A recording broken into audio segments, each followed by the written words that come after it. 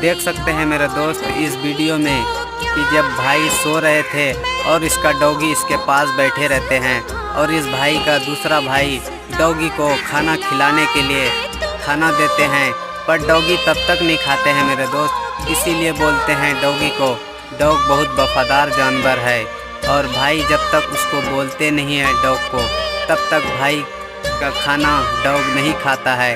अगर वीडियो अच्छी लगे तो इस भाई के लिए एक लाइक कर देना।